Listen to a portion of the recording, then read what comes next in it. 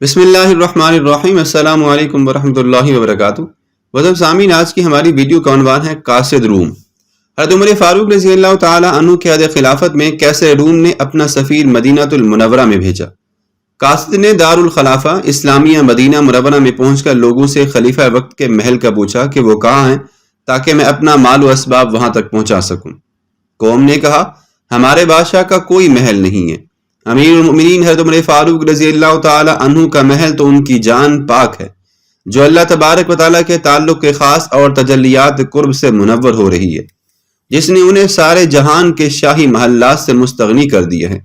قاصد روم نے دل میں سوچا، یہ کیسا بادشاہ ہے جو عام لوگوں میں رہتا ہے، اس کا کوئی حفاظتی دستہ ہے، نہ رہنے کے لیے کوئی عالی شان محل۔ راستے میں ایک عرابی خاتون سے خلیفہ کا پتہ پوچھا تو اس نے کہا، آپ رضی اللہ تعالیٰ عنہ قبرستان کے پاس ایک درخت کے نیچے آرام فرما رہے ہیں۔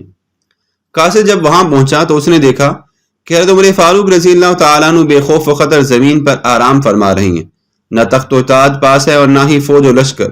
قریب پہنچ کر جب اس نے آپ رضی اللہ تعالیٰ عنہ کے چہرہ مبارک کی زیارت کی تو آپ رضی اللہ تعالیٰ عنہ کی ہیبت سے وہ کانپنے لگا اور اپنے دل میں کہنے لگا، میں نے بڑے بڑے بادشاہوں کو دیکھا ہے اور ایک عمر تک سلطانوں کا ہم نشین بھی رہا ہوں، مجھے کبھی کسی سے خوف تک محسوس نہیں ہوا۔ معلوم نہیں اس شخص کی حیثیت سے میرے اوسان کیوں خطا ہو گئے ہیں۔ اس سوئے ہوئے اکیلے آدمی کو دیکھ کر میرا جسم کانپ رہا ہے۔ اس مرد گرڑی پوش کی ہیبت نے تو میرے ہوش تک اڑا دیے ہیں۔ یہ شخص بغیر کسی ہتھیار کے اور بغیر کسی فوجی پیرا کے زمین پر اکیلا سویا ہوا ہے۔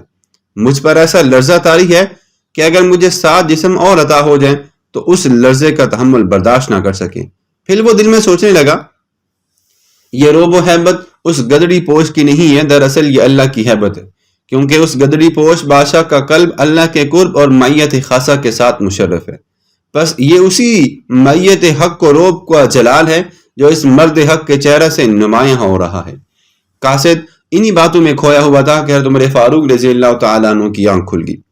سفیر روم نے آگے بڑھ کر بڑے ادب سے آپ کو سلام کیا۔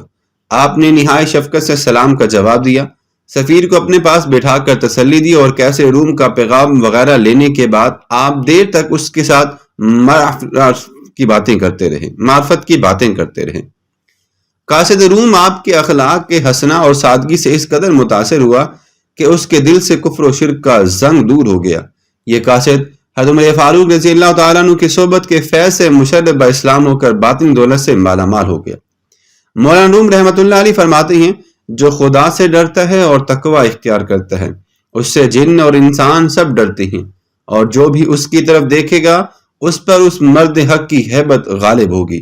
محترم سامعین، نگاہ ولی میں وہ تاثیر دیکھی، بدلتی ہزاروں کی تقدیر دیکھی۔